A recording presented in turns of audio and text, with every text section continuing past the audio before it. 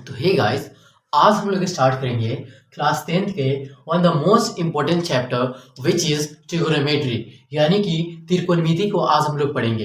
देखो, ये जो है क्लास 10th का एक ऐसा चैप्टर है जो सबसे ज़्यादा महत्व रखता है, यानी कि इसका इम्पोर्टेंस बहुत ज़्यादा है ना, क्योंकि एग्जाम में इसका वेटेज भी अच्छा खासा है। और उसके अलावा और ये जो है one of the most important के अलावा one of the most easiest chapter हो जाएगा अगर आप इस वीडियो को देखिएगा। ठीक है, क्यों? क्योंकि इसके लिए हम लोग ट्रिगोनोमेट्री के लिए एक ऐसा लेक्चर प्रिपेयर करेंगे आपके लिए, ताकि वो जो है आपके एग्जाम को या आपके कंसेप्ट को क्या कर देगा, बिल्डअप कर देगा। ठीक है, तो आप लोग क्या कीजिए, इस लेक्चर को टिल द एंड यानी कि आखिर तक देखने का कोशिश कीजिएगा।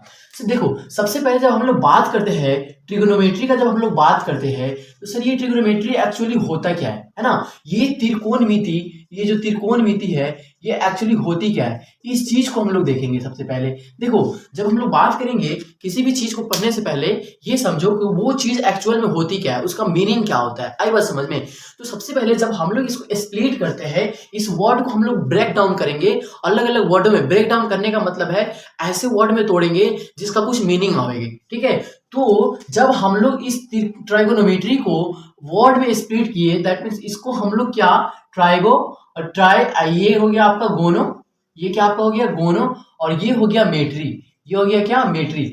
हम लोगों ने इनको क्या किया, 3 पार्ट्स में क्या कर लिया, स्प्लिट कर दिया, तोड़ दिया, ब्रेक डाउन कर दिया। उसके बाद देखो, ये ट्राई का मीनिंग होता है 3, ट्राई का मीनिंग क्या होता है 3, मतलब 3 से है। और ये गोनो का मीनिंग होता है साइड, क्या होता है साइड। और मेट्री का मीनिंग होता है मेट्रॉन, मेट्रिक मेट्रॉन से बना है, जिसका मीनिंग होता है मेजरमेंट, क्या होता है मेजरमेंट होती है। देखो इधर इसमें, यानी कि ये जो इसका इंग्लिश मीनिंग है ट्रिगोनोमेट्री, जब हम लोग इसको स्प्लिट किए तो 3 पार्ट में, ट्राई, गोनो एंड मेट्री।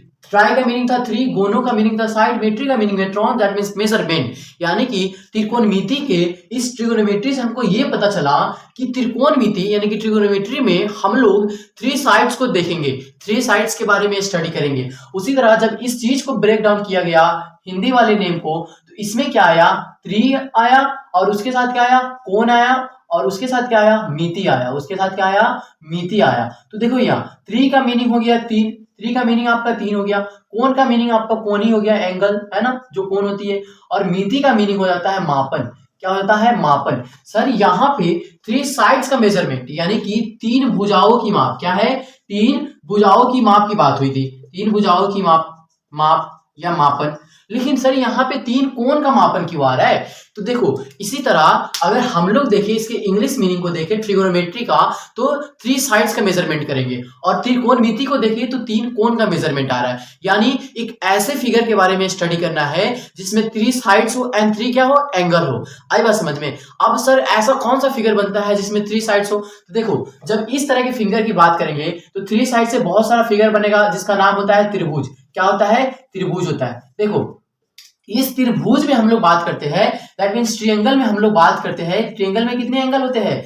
ट्रायंगल में 3 ठो कोण होता है, ये देखो 3 एंगल होते हैं, और 3 ठो साइड भी होता है। एबीसी ट्रायंगल मान लो, तो इसमें एंगल ए है, एंगल बी है, एंगल सी है, और उसी तरह ए बी साइड है, एक साइड एसी है, एक साइड क्या है, बीसी है। देखो 3 एंगल 3 साइड हो गया। तो त्रिकोणमिति में जो है ना, बेसिकली हम लोगों को किसी त्रिभुज के तीनों कोनों और तीनों भुजाओं के बीच में रिलेशनशिप को क्या करना है, स्टडी करना है। इसके बीच में जो संबंध बनेगी उस चीज को समझना है। सर क्या इसमें इस किसी भी टाइप्स के ट्रायंगल की बात करेंगे? नहीं। क्या करेंगे? नहीं। देखो एक्चुअली क्या होता है, जब त्रिकोणमितीय निष्पत्तियां बनाई गई, त्रिकोणमितीय निष्पत्तियां बनाई गई, इसको क्या बोलते हैं, त्रिकोणमितीय निष्पत्तियां।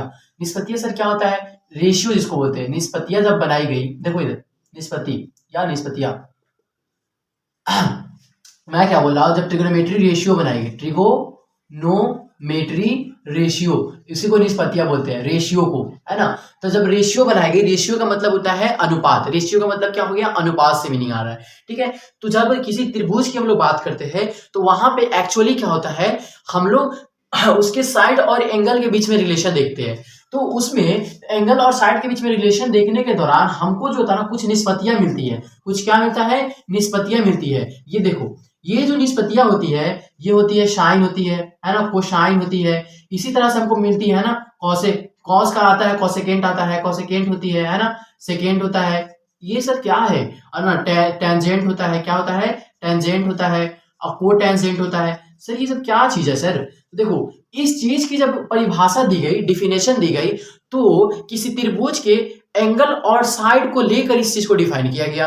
यानी किसी त्रिभुज में अगर साइन को डिफाइन करना है तो साइन को ऐसे डिफाइन किया गया कि किसी त्रिभुज में किसी एंगल के लिए जो साइन है ना, वो उसके सम्मुख भुजा यानी कि परपेंडिकुलर और उसके सबसे बड़े भुजा यानी कि हाइपोटेनस के रेशियो के बराबर आती है ना। इस साइन की परिभाषा जब दी गई तो बोला क्या गया कि किसी त्रिभुज में जो किसी एंगल के लिए अगर साइन की हम लोग बात करें तो वो होगा उसके लंब और कर्ण के अनुपात के बराबर होगा। साइन के डिफिनेशन के लिए सर जब उसमें किसी फिगर में, अब देखो, अब जिस फिगर में अगर बात होगी कि हाइपोटेनस परपेंडिकुलर आवे, दैट मींस एक ऐसा फिगर बनाना है जिसमें हाइपोटेनस और परपेंडिकुलर आती है। तो परपेंडिकुलर कहने का मतलब त्रिभुज ही बनाना है हम लोग को। तो त्रिभुज में परपेंडिकुलर कहने का मतलब एक भुजा कितने डिग्री का हो? 90 डिग्री का हो। एक भुजा कितने डिग्री का हो? 90 डिग्री का हो। तो इस तरह का जो त्रिभुज होता है उस त्रिभुज को हम लोग बोलते हैं समकोण त्रिभुज। क्या बोलते हैं? समकोण त्रिभुज। आई बात समझ में? ये समकोण त्रिभुज यानी कि राइट एंगल ट्रायंगल की हम लोग बात करेंगे। क्या करेंगे? राइट एंगल ट्रायंगल की बात करेंगे। सर इसी राइट एंगल ट्रायंगल में हम लोग को ट्रिग्नोमेट्री पढ़ना है? यस, इसी राइट एंगल ट्रायंगल में हम लोग को क्या पढ़ना है? त्रिकोणमिति पढ़ना है। तो एक बात ध्यान रखिएगा, पूरे त्रिकोणमिति में आपको क्लास 10th के लिए सिर्फ राइट एंगल ट्रायंगल टाइप्स के ही ट्रायंगल आपको देखने को मिलेगा। 99.9 केसेस में सिर्फ आपको ये राइट एंगल ट्रायंगल देखने को ही मिलेगा। ठीक है, क्योंकि राइट एंगल ट्रायंगल में ही आपको हाइपोटेनस, परपेंडिकुलर, कर्ण देखने को मिलती है। आई बात समझ में? तो इस चीज को मैं इरेज करता हूं और फर्दर आगे देखते हैं इस चीज को। ठीक है, मैंने क्या बताया कि त्रिकोणमिति क्या है, इसके डिफिनेशन को हम लोग चर्चा किए है ना। त्रिकोणमिति के डिफिनेशन पे हम लोग ने चर्चा की है कि त्रिकोणमिति एक्चुअल में क्या होती है। तो त्रिकोणमिति मैथमेटिक्स की यानी कि एक ऐसी ब्रांच बन जाएगी जिसमें हम लोग किसी त्रिभुज के, और वो त्रिभुज कौन होगा? समकोण त्रिभुज होगी, उसके साइड और एंगल के बीच में रिलेशन को क्या करेंगे? स्टडी करेंगे। आई बात समझ में? चलो मैं इस चीज को क्या करता हूँ? इरेज करता हूँ, है ना। इस चीज को क्या करता हूँ? इरेज करता हूँ और फिर आगे के लिए हम लोग बात करते हैं। देखो, जब राइट एंगल ट्रायंगल की हम लोग बात करते हैं तो राइट एंगल ट्रायंगल क्या होती है ना। ट्रायंगल जब तीन साइड की बात हुई, हम लोग किसके साइड, कितने साइड की बात किए थे? 3 साइड की बात किए। सर जैसे 3 साइड की बात हुआ और 3 एंगल्स की बात हुआ तो एक ऐसा ट्रायंगल बना जिसमें 3 भुजा और 3 कोण हो। लेकिन जब मैं बोला कि इसमें सिर्फ हम लोग को क्या चाहिए? एक राइट एंगल ट्रायंगल चाहिए, एक ऐसा ट्रायंगल चाहिए जिसमें एक कोण जो हो 90 डिग्री का हो। क्या हो? एक कोण क्या होगा? 90 डिग्री का होगा। सर अगर ये 90 डिग्री आ गया तो जो अन्य दो कोण होंगे, ये वाला मान लो इसका नाम है त्रिभुज ए बी सी, इसका नाम हम लोग क्या कर दिए? Triangle A B C. इस वाले में हमारा एंगल बी क्या है?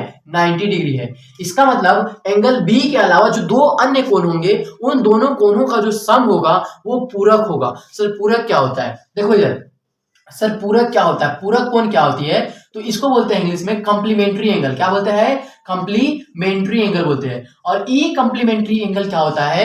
जब दो कोणों का योगफल, जब दो कोणों का दो एंगल्स का सम जो हो ना 90 डिग्री आ जाए। क्या आ जाए? दो एंगल्स का सम क्या हो? 90 डिग्री आ जाए। यानी कि एंगल ए और एंगल बी, कोण ए और कोण सी, सॉरी बी तो 90 डिग्री है ना, तो कोण ए और कोण सी को अगर हम लोग जोड़ते हैं तो वो 90 डिग्री के बराबर आती है। तो उन दोनों कोण को क्या बोलते हैं? पूरक कोण बोलते हैं। क्या बोलते हैं? पूरक कोण बोलते हैं। और इसी पूरक कोण के लिए हम लोग को क्या बनाया गया है? ट्रिगोनोमेट्री रेशियो बनाया गया। इसी पूरक कोण को लेकर ट्रिगोनोमेट्री रेशियो बनाया गया है। तो देखो, जब हम लोग बात करते हैं समकोण त्रिभुज की तो उसमें एक एंगल क्या होगा? 90 डिग्री होगा और अन्य दो एंगल जो होगा न्यून कोण होगा। क्या होगा? न्यून कोण होगा। सर ये न्यून कोण क्या होता है? ये न्यून कोण क्या होती है? एक्यूट एंगल क्या होती है? तो एक्यूट एंगल ऐसा एंगल होता है जो लेस देन 90 डिग्री होती है। क्या होती है? जो लेस देन 90 डिग्री होती है और ग्रेटर देन 0 डिग्री होती है। ग्रेटर देन 0 डिग्री यानी कि एक्यूट एंगल की जब हम लोग बात करेंगे, एक तो एंगल 0 डिग्री एंगल हो गया, लेकिन 0 डिग्री से जैसे आगे की तरफ जाएंगे और 90 डिग्री से छोटा, 0 और 90 के बीच में जितने भी एंगल्स आएंगे वो आपके न्यून कोण कहलाते हैं, एक्यूट एंगल कहलाएंगे। आई बात समझ में? तो एंगल ए और सी एक्यूट कोण क्यों कहलाया? क्योंकि दोनों को जोड़ने पे 90 आ रहा है ना। तो जाहिर सी बात है, एक एंगल अगर 99 हुआ तो एक होगा, है ना। अगर एक एंगल को एक रखते हैं तो एक को 99, अच्छा चलिए क्या है 89 रखना होगा, है ना, 89 रखना होगा। आई समझ में? आज यानी कि ए और सी जो है दोनों कौन सा एंगल होगा आपका, न्यून कोण होगा। क्या होगा, न्यून कोण होगा। और इसी न्यून कोण पे इस चीज को ध्यान में रखना है, क्योंकि इन्हीं सभी चीजों को मद्देनजर रखते हुए हम लोग ट्रिगोनोमेट्री, जो त्रिकोणमितीय निष्पत्तियां होती है उसके डिफिनेशन को समझेंगे, है ना। तो देखो, जब न्यून कोण की हम लोग बात किए तो इसमें क्या होता है, राइट एंगल ट्रायंगल में ये जो होता है बड़ा वाला साइड जो होता है, सबसे बड़ी भुजा जो होती है, बड़ी भुजा जो होती है त्रिभुज की, उसको हम लोग क्या बोलते हैं, कर्ण बोलते हैं। क्या बोलते हैं, कर्ण बोलते हैं। कर्ण या हाइपोटेनस, क्या बोलते हैं, हाइपोटेनस बोलते हैं। सर ये हाइपोटेनस क्या है, ये हाइपोटेनस जो है ना त्रिभुज की सबसे, एक समकोण त्रिभुज की, कौन सी त्रिभुज की, समकोण त्रिभुज की सबसे बड़ी भुजा होती है, ठीक है। और उसके अलावा जो दो अन्य भुजा होती है वो जो होता है ना परपेंडिकुलर और बेस होता है। क्या होता है, परपेंडिकुलर और बेस, उसको बोलते हैं। जो अन्य दो भुजा होगी, क्या होगी, अन्य जो दो भुजा होगी वो क्या होगी, आपका एक तो परपेंडिकुलर होगी और एक बेस होगी। अब सर कौन सा परपेंडिकुलर होगा, कौन बेस होगा, तो वो चीज जो है ना, ये जो है ना, ये ए बी जो है ना कैन बी बेस, और ये परपेंडिकुलर हो सकती है, और ये दोनों एक दूसरे का अल्टरनेट होता है। देखो, अगर ये परपेंडिकुलर तो ये बेस, अगर ये परपेंडिकुलर तो ये बेस, लेकिन ये सर चेंज कैसे होता है, तो देखो इसमें जो दो न्यून कोण है ना, अगर उसके रिस्पेक्ट में हम लोग बात करें तो देखो, ये देखो अगर उसके रिस्पेक्ट में हम लोग बात करें तो ये एंगल सी की हम लोग बात करेंगे, तो एंगल सी के लिए ये जो होता है सम्मुख भुजा कहलाता है। कौन सी भुजा कहलाएगा, एंगल सी के लिए, एंगल सी, देखो यहाँ पे एंगल सी के लिए अगर हम लोग बात करें तो ए बी क्या कहलाएगी, सम्मुख भुजा कहलाएगी। कौन सी भुजा कहलाएगी, सम्मुख भुजा कहलाएगी, है ना। सर अगर एंगल सी के लिए हम बात करें तो ये कौन सी भुजा है, सम्मुख भुजा है। ए बी कौन सी भुजा है, सम्मुख भुजा है। तो उस एंगल सी के लिए, एंगल सी के लिए जो सम्मुख भुजा है ए बी, वो क्या कहलाएगी, परपेंडिकुलर कहलाएगी। क्या कहलाएगी, परपेंडिकुलर कहलाएगी। आई बात समझ में। और ये जो भुजा होगा बीसी जो होगा एंगल सी के लिए, एंगल सी के लिए अगर बीसी भुजा की हम लोग बात करें तो उसकी आसन्न भुजा है। क्या है, आसन्न भुजा है ना, उसके जस्ट से सटे हुए भुजा है। तो इस वाले भुजा को हम लोग क्या बोलेंगे, बेस बोलेंगे, यानी कि उस त्रिभुज की आधार बोलेंगे। और इस त्रिभुज की जो परपेंडिकुलर है वो क्या होगी, लंब होगी। उस त्रिभुज की क्या होगी, लंब होगी। किसके लिए, एंगल न्यून कोण सी के लिए, है ना, एक्यूट एंगल सी के लिए। अगर हम लोग बात करते हैं एक्यूट एंगल ए के लिए, अगर एक्यूट एंगल ए के लिए बात करें तो जो बीसी है वो क्या हो जाएगा, परपेंडिकुलर हो जाएगी। क्या हो जाएगी, देखो इधर परपेंडिकुलर हो जाएगी। और जो ए बी है, एंगल ए के लिए जो ए बी है वो क्या हो जाएगा आपका, बेस। वो क्या हो जाएगा, बेस या आधार हो जाएगी। आई बात समझ में इतना कि, और ये जो बड़ी वाली भुजा है उस त्रिभुज की, समकोण त्रिभुज की, वो हमेशा हमेशा कर्ण रहेगी। क्या रहेगी, कर्ण, यानी कि हाइपोटेनस। आएगा समझ में। देखो इतने चीज को अगर आप समझ गए तो हम लोग आगे चलते हैं और एक और चीज को समझते हैं। देखो यहाँ पे पूरक कोण समझे हो ना, पूरक कोण समझे हो कि दो कोण का एंगल, दो जो एंगल है ना उनका अगर सम निकालते हैं, सम दैट मींस उसका योगफल निकालते हैं, तो जो वो योगफल आएगा वो 90 डिग्री के बराबर आएगा। क्योंकि ये 90 ये 90, तो एक त्रिभुज के अंतः कोने का जो योग होता है 180 डिग्री होता है। तो सर ये 90 है तो ये दोनों का योगफल तो 90 ही आएगी ना, जाहिर सी बात है 90 आएगी। क्यों, क्योंकि हम जानते हैं एक त्रिभुज होते हैं उनके अंतः कोण का जो योगफल होता है ना, अंदर का जो टोटल एंगल बनता है ना 180 डिग्री बनता है, 180 डिग्री बनता है। तो जाहिर सी बात है अगर एक 90 है तो दो अन्य एंगल जो बन रहा है, अदर टू एंगल जो होंगे उनके सम भी 90 डिग्री के बराबर होगा, है ना। चलो इतना चीज समझ में आया। तो एक और चीज ध्यान में रखना, पूरक कोण के साथ एक संपूरक कोण को भी ध्यान में रखना। कौन सी कोण को, संपूरक कोण। सर ये संपूरक कोण क्या होता है, इसको बोलते हैं हम लोग सप्लीमेंट्री एंगल। क्या बोलते हैं, सप्लीमेंट्री एंगल। ये सप्लीमेंट्री एंगल क्या होता है सर, ये एंगल जो होता है ना, अगर दो एंगल को जोड़ने पे, अगर दो एंगल को जोड़ने पे 180 डिग्री आ रहा है ना, तो वो क्या कहलाते हैं, वो दोनों एंगल एक दूसरे का सप्लीमेंट्री एंगल कहलाते हैं। देखो आपसे बोलेगा एंगल सी का वैल्यू जो है ना 40 डिग्री है, 40 डिग्री है, तो ये एंगल बी जो है एक दूसरे, एंगल सी और बी पूरक कोण है, एंगल सी और बी क्या है, पूरक कोण है।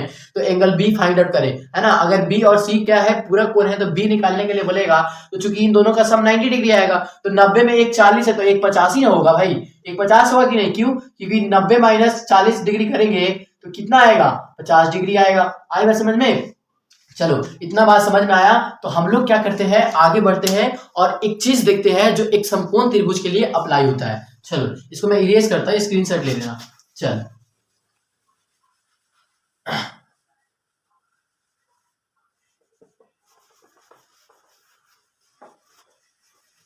सर अगर हम लोग बात किए समकोण त्रिभुज की, देखो ये समकोण त्रिभुज होता है ना, समकोण त्रिभुज की जब हम लोग बेसिकली बात करते हैं एक समकोण त्रिभुज की, तो इसमें क्या होता है, एक हाइपोटेनस जो था, ये ए बी सी हम लोग त्रिभुज लिए थे, है ना, त्रिभुज क्या लिए थे, ए बी और सी, ये हमारा राइट एंगल 90 डिग्री था, ये हमारा हाइपोटेनस था, इसको परपेंडिकुलर मान लो, इसको बेस मान लो, एंगल सी के लिए हम लोग बात करते हैं।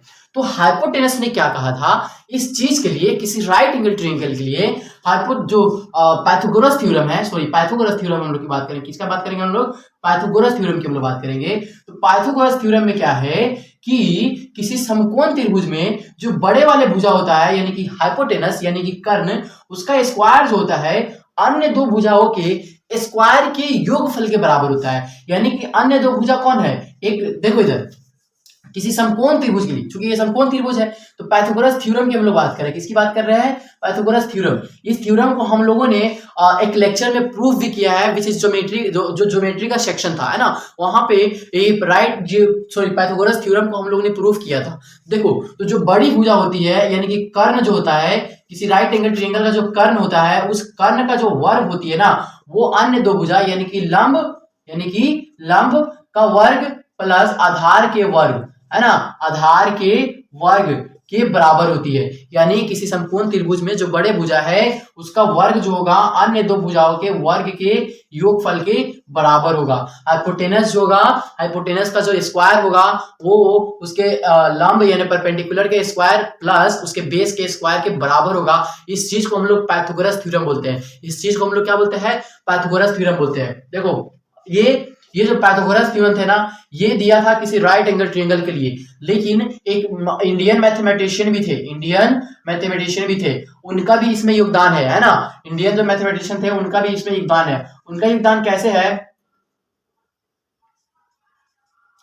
देखो उनका योगदान कैसे है इसमें, तो हम लोग इधर देखेंगे। उन्होंने कहा था कि अगर तीन गो भुजा दिया हो ना, थ्री साइड्स का क्या दिया हो, उसकी लंबाई दी हुई है, जैसे मैं बोला 5 4 3, ये किसी त्रिभुज की तीन भुजा है, ये कौन सी त्रिभुज बनाएगी, किस टाइप्स की त्रिभुज बताएगी। इस चीज के लिए उन्होंने क्या बताया था कि अगर बड़े वाले का स्क्वायर करने से अगर अन्य दो छोटे वाले के स्क्वायर करने के योगफल के बराबर आ जाए ना, तो वो क्या बनाएगा, राइट एंगल ट्रायंगल बनाएगा। यानी कि सबसे बड़ा भुजा 5 है, इसका स्क्वायर करेंगे तो 25 आएगा, अन्य दो भुजा 4 और 3 है, तो इन 4 और 3 का स्क्वायर करेंगे 16 और 9, और इन दोनों को जोड़ेंगे तो 25 आ गया। मतलब ये वाला जो है ना, ये वाला चीज जो है ना, ये किसी त्रिभुज की ऐसी भुजा है, अगर इससे हम लोग त्रिभुज बनाते हैं तो वहां पे राइट एंगल ट्रायंगल बनेगी। कौन सी ट्रायंगल बनेगी, राइट एंगल ट्रायंगल बनेगी। वो इंडियन मैथमेटिशियन थे बोधायन, कौन थे, बोधायन, है ना, और ये पाइथागोरस, इन दोनों के विचार से ये सारा राइट एंगल ट्रायंगल का जो हाइपोटेनस का स्क्वायर होता है उसके परपेंडिकुलर यानी कि लंब और आधार के स्क्वायर के योगफल के बराबर आता है। आई बात समझ में, इतना तो हाइपोटेनस थ्योरम से रिलेटेड आपकी सारी चीजें हो गई। अब हम लोग देखेंगे, देखो इसमें एक और चीज समझ लो, इसमें एक और चीज क्या समझ लो कि ये मान लो एंगल है, ये एंगल क्या है, सी है। इस एंगल सी के लिए अगर हम लोग बात करें, एंगल सी के लिए अगर देखो बेसिकली देखा जाए तो एसी जो होगा वो क्या होगा, कर्ण होगा। एसी क्या होगा, कर्ण होगा, इसको एच से हम लोग डिनोट कर दिए, है ना, एसी कर्ण होगा।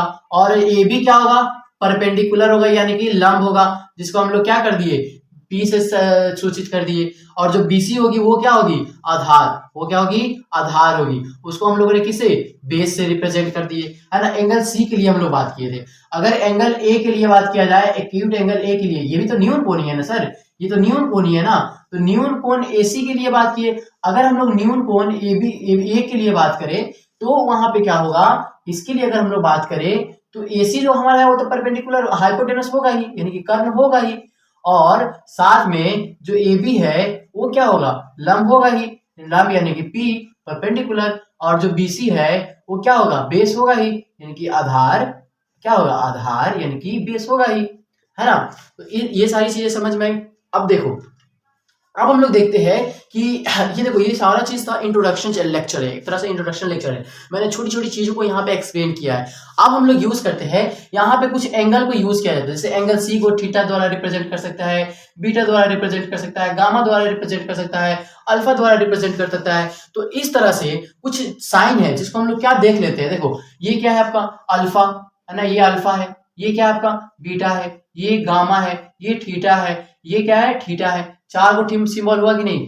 अब उसके बाद मान लो ये क्या है, लेमडा है, ये क्या है, लेमडा है, मान लो इसको क्या मान लो, साई मान लो, इसको क्या मान लो, ये आपका साइन है, क्या है, साइन है, साई जिसको बोलते हैं, ये आपका डेल्टा है, ये क्या है, डेल्टा है। या डेल्टा को ऐसे भी रिप्रेजेंट किया जाता है, कैसे, ऐसे त्रिभुज का जो सिंबल होता है ना, ये छोटा वाला त्रिभुज का जो सिंबल होता है, उस साइन से भी इसको क्या किया जाता है, रिप्रेजेंट किया जाता है। आई बात समझ में। ये आपका गामा हो गया, है ना, alpha beta gamma theta lambda, इसका नाम भी देख लो, इसका क्या नाम है, अल्फा, क्या नाम है, अल्फा, इसका क्या नाम है, बीटा, इसका क्या नाम है, बीटा, इसका क्या नाम है, गामा, गामा, इसका नाम क्या है, थीटा, क्या नाम है, थीटा, देखो थीटा,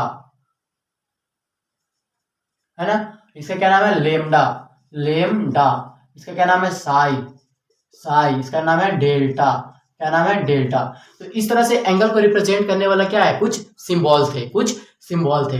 अब हम लोग मूव करेंगे, हम लोग मूव कहाँ करेंगे, त्रिकोणमितीय निष्पत्तियां की तरफ, यानी कि जो ट्रिगोनोमेट्रिक रेशियो होते हैं उसकी बात करेंगे। उससे पहले इसका स्क्रीनशॉट ले लो, मैं इस चीज को इरेज कर रहा हूँ, ठीक है।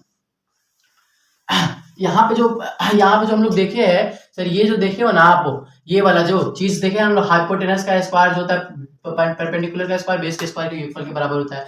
अगर हमको हाइपोटेनस चाहिए तो under root p square plus b square करना होगा। उसी तरह अगर हमको पी स्क्वायर चाहिए तो h square minus b square करना होगा। अगर सिर्फ पी चाहिए तो under root h square minus b square करना होगा। कैसे, पी हम क्या किए, हमको पी चाहिए था तो बी को इधर भेज दिए तो h square minus b square होगा कि नहीं, होगा। उसी तरह अगर हमको बी स्क्वायर चाहिए तो हम लोग क्या कर देंगे, एच स्क्वायर के साथ पी को माइनस में इधर भेज देंगे, और सिर्फ बी चाहिए तो हम लोग क्या करेंगे, under root h square minus p square कर देंगे। ये सारा चीज पाइथागोरस थ्योरम से एक्सप्लेन होती है, इस चीज को ध्यान में रखिएगा। आई बात समझ में। अब हम लोग बात करते हैं त्रिकोणमितीय निष्पत्तियों की, है ना। जो त्रिकोणमितीय निष्पत्तियां होती है, ट्रिगोनोमेट्रिक रेशियो, जैसे साइन कॉस टैन, है ना, टैन साइन, सारी निष्पत्तियां की हम लोग बात करते हैं। देखो जो हमारा मूल होता है ना, जैसे हम लोग देखते हैं ना, 6 निष्पत्तियां है टोटल। ट्रिगोनोमेट्रिक रेशियो कितने हैं, अगर हम लोग बात करें ट्रिगोनोमेट्रिक रेशियो की तो वो कितने हैं, 6 है। ट्रिगोनोमेट्रिक रेशियो कितने हैं, त्रिकोणमितीय निष्पत्तियां कितना है, 6 है। कितने हैं, त्रिकोणमितीय निष्पत्तियां, है ना, निष्पत्ति, है ना, ये कितने हैं सर, तो टोटल 6 है। टोटल कितने हैं, 6 है। देखो कौन कौन है, पहला जो आता है हमारा साइन आता है। हम लोग साइन इस एंगल के लिए अगर रिप्रेजेंट करें, मैं बताया ना साइन था, एक क्या था आपका, साइन था। दूसरा मैं बताया था कोसाइन थी, है ना, कोसाइन। उसके बाद मैं बताया था कॉसेकेंट जो थे, है ना, एक क्या था कोसाइन हो गया, एक टेंजेंट थी, क्या थी, टेंजेंट थी। और इसका एक इनवर्स होता है, वो जो होता है उसको हम लोग बोलते हैं को, इसका कॉसेक यूज होता है। साइन का क्या यूज होता है, जो इनवर्स होता है, रेसिप्रोकल जो यूज होता है वो क्या होता है, कॉसेक, तो उसको कॉसेकेंट बोलते हैं हम लोग, क्या बोलते हैं, कॉसेकेंट बोलते हैं, है ना। कोसाइन का सेकेंड बोलते हैं, क्या बोलते हैं, सेकेंड बोलते हैं। और टेंजेंट का को टेंजेंट होता है, क्या होता है, को टेंजेंट होता है। ये इसका फुल नेम है, ये इसका क्या है, फुल नेम है। लेकिन जब हम लोग ट्रिगोनोमेट्रिक रेशियो की बात करते हैं, टी रेशियो की बात करते हैं, तो हम लोग वहां पे क्या यूज करते हैं, शॉर्ट नेम यूज करते हैं, दैट मीन्स साइन यूज करते हैं। तो ये साइन है, तो ये जो साइन होता है ना, कभी भी अकेला नहीं लिखाता है, इसके साथ कोई ना कोई एंगल यूज होता है। क्या यूज होता है, कोई ना कोई एंगल यूज होता है। अगर इसके साथ कोई एंगल यूज नहीं कर रहे तो इसका मीनिंग ही बदल जाएगा, है ना, वो नॉर्मल इंग्लिश मीनिंग में आ जाएगा। आएगा समझ में। तो इसके मीनिंग ना बदले, इसके लिए हम लोग क्या करेंगे, इसके साथ एंगल का यूज करते हैं। उसके बाद क्या करते हैं, कॉस का साथ कॉस यूज करते हैं। देखो यहाँ पे कॉस एक केंद्र था ना, कोसाइन को हम लोग क्या यूज करते हैं, कॉस यूज करते हैं, कॉस यूज करते हैं। फिर हम लोग टैन यूज करते हैं, और इसके जो रेसिप्रोकल में होता है उसको कॉसेक यूज करते हैं, कॉसेक। और इसका जो है सेक यूज करते हैं, इसका जो है कॉट यूज करते हैं। लेकिन ये जितने भी ट्रिगोनोमेट्रिक रेशियो है, इसके साथ कोई ना कोई एंगल रहेगा। क्या रहेगा, एंगल रहेगा। तो मान लो एंगल सी के लिए हम लोग बात करें तो एंगल सी का हम लोग नाम क्या दे दिए, थीटा दे दिए। तो यहाँ पे क्या हो जाएगा, sine theta, cos theta, tan theta, cosec theta, sec theta and cot theta. ये सारा त्रिकोणमितीय निष्पत्तियां का नाम सुनेंगे आप लोग, है ना। तो ये क्या थे, हमारे त्रिकोणमिति के 6 निष्पत्तियां थी या ट्रिकोनोमेट्रिक रेशियो थी। इन 6 का हम लोग अगर समझा जाए बारी बारी से, देखो जब हम लोग बात करते हैं साइन थीटा के लिए, जब हम लोग बात करते हैं साइन थीटा के लिए, तो साइन थीटा क्या है, किसी समकोण त्रिभुज की न्यून कोण है। क्या है, किसी समकोण त्रिभुज की न्यून कोण है। और उस समकोण त्रिभुज में उस न्यून कोण के लिए जो साइन थीटा होता है ना, देखो उसका डिफिनेशन हम लोग कैसे लिखेंगे, किसी त्रिभुज के लिए, किसी समकोण त्रिभुज में क्या करेंगे हम लोग, बात समकोण त्रिभुज की बात करेंगे।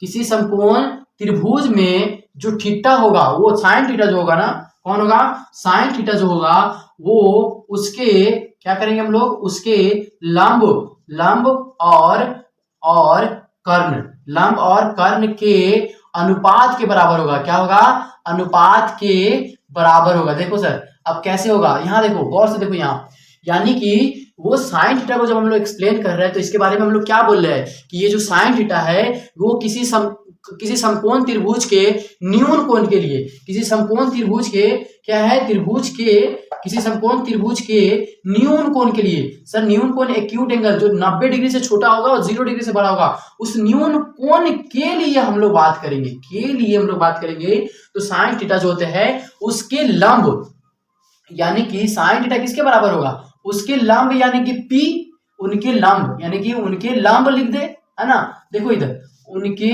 लंब और उनके कर्ण के अनुपात के बराबर होगा। हम लोगों ने लंब और कर्ण का अनुपात लिया तो साइन थीटा किसके बराबर होगा, उसके लंब यानी कि P और कर्ण यानी कि H के बराबर होगा। यानी कि साइन थीटा बराबर क्या होता है, perpendicular upon hypotenuse, perpendicular upon hypotenuse. ये इसका डिफिनेशन है, ये इसका क्या है, डिफिनेशन है। उसी तरह अगर हम देखें कॉस का, देखो उसके बाद देखो साइन का रेसिप्रोकल क्या होता है, कॉसेक होता है। साइन का रेसिप्रोकल कॉसेक कहने का मतलब है, रेसिप्रोकल का मतलब होता है, साइन का रेसिप्रोकल हो जाएगा 1 बाई साइन थीटा। तो 1 बाई साइन थीटा का मतलब क्या हो गया, ये cosec theta. 1 by sine theta का मतलब क्या हो गया, कॉसेक थीटा। मैं अभी बताया ना कि जो कॉसेक थीटा है वो साइन का क्या होता है, रेसिप्रोकल होता है। सर रेसिप्रोकल क्या होता है, सर ये देखो जब हम लोग बात करते हैं रेसिप्रोकल की ना, यानी कि उसको बोलते हैं हम लोग व्युत्क्रम बोलते हैं। क्या बोलते हैं, व्युत्क्रम। जस्ट लाइक मान लो ये 4/3 है, 4/3 ये एक फ्रैक्शन नंबर है कि नहीं, रेशियो है कि नहीं, 4 और 3 का रेशियो है। ऊपर वाले का न्यूमरेटर, नीचे वाले को डिनोमिनेटर बोला जाता है। तो रेसिप्रोकल के केस में क्या होता है, जो डिनोमिनेटर है वो न्यूमरेटर बन जाएगा। वो क्या बन जाएगा, रेसिप्रोकल के केस में जो डिनोमिनेटर है वो न्यूमरेटर बन जाएगा और जो न्यूमरेटर है वो डिनोमिनेटर बन जाएगा। इसी को हम लोग बोलते हैं व्युत्क्रम या रेसिप्रोकल बोलते हैं। आई बात समझ में। तो वो जो साइन थीटा का जो रेसिप्रोकल होगा वो कॉसेक थीटा कहलाएगा। वो क्या कहलाएगा, कॉसेक थीटा कहलाएगा। अब देखो ये कॉसेक थीटा बराबर क्या हो गया, 1 साइन थीटा, 1 साइन थीटा। ये देखो अब 1 साइन थीटा करेंगे 1/p/h करेंगे, 1/p/h करेंगे। तो देखो यहाँ पे क्या था 1/1 और ये बाय का साइन है, ये 1/1 मान लो इसको, और ये बाय का साइन है मतलब डिवाइड का साइन है, p/h हो जाएगा। अगर हम लोग डिवाइड के साइन को मल्टीप्लाई में चेंज करते हैं तो इसमें क्या होता है, हाइपोटेनस ऊपर चला जाता है और परपेंडिकुलर नीचे चला जाता है। ये देखो ये डिवाइड का साइन है, यहाँ पे क्या है, डिवाइड का साइन है ना। तो एक चीज आपको पता होगा कि डिवाइड का साइन को मल्टीप्लाई में चेंज करते हैं तो जिस चीज से डिवाइड कर रहे होते हैं ना वो चीज का क्या होता है, रेसिप्रोकल लिखाता है। तो p/h का रेसिप्रोकल क्या हो जाएगा, h/p। यानी कि कॉसेक के लिए जो कॉसेक हमारा था उसके लिए क्या यूज होगा, कॉसेक थीटा के लिए h/p यूज होगा। अगर साइन थीटा का रेसिप्रोकल निकालना है तो डायरेक्ट इसको इन्वर्स कर दो, इसका रेसिप्रोकल ले लो h/p। यानी कि साइन थीटा के लिए क्या होगा, परपेंडिकुलर अपॉन हाइपोटेनस, और कॉसेक के लिए हाइपोटेनस अपॉन परपेंडिकुलर। अब हम लोग चलते हैं नेक्स्ट आगे जो कि कॉस है, कॉस थीटा है। जब तक इस चीज को इरेज कर देता हूं मैं, इसकी एक स्क्रीनशॉट ले लो। देखो यहाँ पे हम लोग समझते हैं, जब हम लोग बात करते हैं कॉस थीटा की, किसकी बात करते हैं, कॉस थीटा की। तो कॉस थीटा किसी समकोण त्रिभुज में न्यून कोण थीटा के लिए बेस क्या होता है, बेस न्यून कोण थीटा के लिए बेस कौन है, ये BC है ना, बेस उसके आधार यानी कि BC और उसके हाइपोटेनस यानी कि AC के रेशियो के बराबर होता है। यानी कि BC की जगह पे क्या हो जाएगा, BC की जगह पे क्या हो जाएगा, B, और AC की जगह पे क्या हो जाएगा, H हो जाएगा। मतलब cos थीटा बराबर क्या हो गया, B/H हो गया। cos थीटा बराबर B/H हो गया। उसी तरह cos का जो इनवर्स होता है, रेसिप्रोकल, अगर cos थीटा का रेसिप्रोकल की हम लोग बात करें तो क्या हो जाएगा, वो हो जाएगा सेक। रेसिप्रोकल तो 1/cos हो जाता है, 1/cos थीटा होगा ना रेसिप्रोकल। cos थीटा का रेसिप्रोकल निकालना है तो cos थीटा का डिनोमिनेटर में 1 है तो डिनोमिनेटर वाला ऊपर चला जाएगा, न्यूमरेटर वाला नीचे आ जाएगा। तो 1/cos क्या हो जाएगा, रेसिप्रोकल का मतलब है उसको पलट देना है। 1 नीचे था तो 1 ऊपर चला गया और नीचे आ गया cos। तो ये बराबर क्या होता है, सेक होता है, सेक थीटा होता है। जब सेक थीटा की हम लोग बात करते हैं तो सेक थीटा क्या हो जाता है, cos का रेसिप्रोकल मतलब कि h/b हो जाता है, h/b बी हो जाता है सेक थीटा बराबर क्या हो जाता है एच बाई बी हो जाता है ना। उसी तरह जब हम लोग इस चीज को मैं इरेज करूँ, इस चीज को इरेज करता हूँ। देखो उसी तरह जब हम लोग बात करते हैं किस चीज के लिए, हम लोग बात करते हैं tan थीटा के लिए। तो tan थीटा जो होता है किसी त्रिभुज के परपेंडिकुलर और बेस के अनुपात के बराबर होता है। किसी त्रिभुज में ये जो tan थीटा है, थीटा देखो ये जो tan थीटा है न्यून कोण जो थीटा है ना उसके लिए लंब और आधार के अनुपात के बराबर होती है। क्या होती है? अनुपात के बराबर होती है। आई बात समझ में। और उसी तरह जब हम लोग cot थीटा की बात करते हैं तो वो 1/tan थीटा क्या होता है, tan का रेसिप्रोकल होता है, यानी कि बेस अपॉन परपेंडिकुलर के बराबर होता है, बेस अपॉन परपेंडिकुलर के बराबर होता है। भाई इन सभी को इरेज करके एक बार में एक साथ लिखता हूँ, ठीक है। तो तक एक इसका स्क्रीनशॉट ले लो, फिर मैं देखो एक साथ इसको लिखता हूँ। देखो एक साथ इसको कैसे लिखेंगे सर, जब हम लोग त्रिकोणमितीय निष्पत्तियों को देख लिए तो इसको एक साथ मेमोराइज करने के लिए कैसे नोट करना है देख लो। यहाँ पे सबसे पहले क्या कर लो, आपका हो गया आपका साइन थीटा हो गया, आपका क्या हो गया साइन थीटा। तो साइन थीटा क्या होता है, परपेंडिकुलर अपॉन हाइट होता है, परपेंडिकुलर अपॉन हाइट होता है। उसके साथ क्या आता है, उसके बाद आता है कॉस थीटा, इसके लिए क्या होता है बेस अपॉन हाइट होता है। क्या होता है बेस अपॉन हाइट होता है, देखो इधर बेस अपॉन हाइट होता है। उसके बाद आता है tan थीटा, उसके बाद क्या आता है tan थीटा, इसके लिए क्या होता है परपेंडिकुलर अपॉन बेस होती है, परपेंडिकुलर अपॉन बेस होती है। अब उसी तरह जब हम लोग इसके रेसिप्रोकल की बात करते हैं है ना, यानी कि कॉसेक थीटा की हम लोग बात करेंगे, किसकी बात करेंगे कॉसेक थीटा की, और सेक थीटा की बात करेंगे, और कॉट थीटा की बात करेंगे। तो ये जो होता है ना हाइपोटेनस अपॉन परपेंडिकुलर होता है, और ये जो होता है ना हाइपोटेनस अपॉन बेस होता है, ये जो होता है बेस अपॉन परपेंडिकुलर होता है। कॉट थीटा बराबर क्या होता है बेस अपॉन परपेंडिकुलर होता है। इन सभी रिलेशन को क्या करना है मेमोराइज करना है। अब देखो इस चीज को जैसे ही आप याद करोगे ना साइन का, आपको ये सारा चीज क्या है, ये इसका ये क्या होता है रेसिप्रोकल होता है, इसका ये क्या होता है रेसिप्रोकल होता है, इसका ये क्या होता है रेसिप्रोकल होता है। Sine theta cos theta tan theta cosec theta sec theta cot theta, आपको बेसिक ट्रिग्नोमेट्री समझ में आ गई। आपको क्या समझ में आ गई, बेसिक ट्रिग्नोमेट्री समझ में आ गई। कुछ और बेसिक जान लो, जैसे ये साइन थीटा है ना, अगर इसके रेसिप्रोकल की बात करें तो 1 बाई क्या लिखोगे कॉसेक थीटा लिखोगे, 1 बाई कॉसेक थीटा। देखो ये 1 बाई कॉसेक थीटा क्या है सर, ये जो है रेसिप्रोकल है, क्या है रेसिप्रोकल, क्या बोलेंगे इसको रेसिप्रोकल। क्या हो जाएगा 1 by cos theta, 1 by cosec theta. और उसी तरह अगर कॉसेक थीटा की हम लोग बात करें तो इसका रेसिप्रोकल क्या हो जाएगा 1 बाई साइन थीटा हो जाएगा। ये दोनों एक दूसरे का क्या होगा रेसिप्रोकल होगा, है ना। उसी तरह हम लोग बात करते हैं कॉस थीटा की, तो इसका रेसिप्रोकल क्या हो जाएगा 1 by sec theta, 1 by sec theta. और सेक थीटा का जो रेसिप्रोकल होगा वो क्या हो जाएगा वो 1 by cos theta, 1 by cos theta. उसी तरह tan थीटा का जो रेसिप्रोकल होगा वो क्या हो जाएगा 1 by cot theta, 1 by cot theta. और कॉट थीटा का जो रेसिप्रोकल हो जाएगा वो क्या हो जाएगा 1 by sine theta, 1 by tan theta. आई बात समझ में। ये थे बेसिक ट्रिग्नोमेट्री। इस फॉर्मूला को भी आप क्या कर ले स्क्रीनशॉट ले ले। इसके अलावा एक और चीज देख लो, जो कि tan थीटा बराबर होता है sine theta upon cos theta. इस चीज को हम लोग देखेंगे प्रूफ करेंगे। और कॉट थीटा बराबर जो होता है कॉस बाई साइन थीटा होता है। सर कैसे, चूंकि देखो चूंकि tan थीटा बराबर आपको क्या पता है परपेंडिकुलर अपॉन बेस पता है। क्या पता है आपको परपेंडिकुलर अपॉन बेस पता है। मैं बोला इसके न्यूमरेटर और डिनोमिनेटर दोनों में h से क्या कर दो डिवाइड कर दो।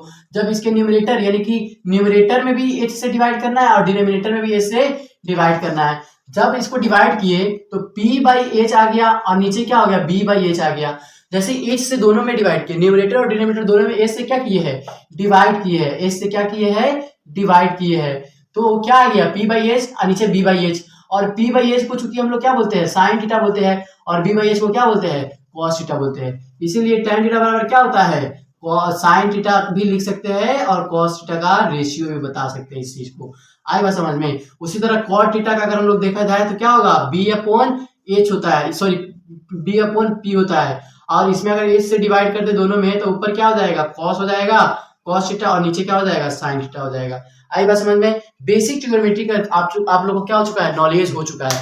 इसके बाद हम लोग जस्ट देखेंगे नेक्स्ट लेक्चर में देखेंगे जो अलग अलग एंगल होते हैं। इसमें बेसिकली हम लोग जो एंगल यूज करते हैं वो एंगल होता है 0 डिग्री 30 डिग्री 45 डिग्री 60 डिग्री और 90 डिग्री। इन 5 एंगल का हम लोग वैल्यू पढ़ते हैं सभी के साथ। जहां जहां थीटा है वहां पे हम लोग ये एंगल यूज करेंगे। और उसके साथ साथ हम लोग देखेंगे जो त्रिकोणमिति होते हैं उसके एंगल किस एंगल के लिए कितना वैल्यू होता है। आएगा समझ में। तब तक आप इस बेसिक वाले लेक्चर को देख ले और समझ ले। इसके बाद हम लोग जो लेक्चर लाएंगे वो लेक्चर कुछ अलग होगी, इन सबों से अलग होगी। तब तक लिए इस लेक्चर को मैं यहीं पे एंड करता हूँ। Okay bye.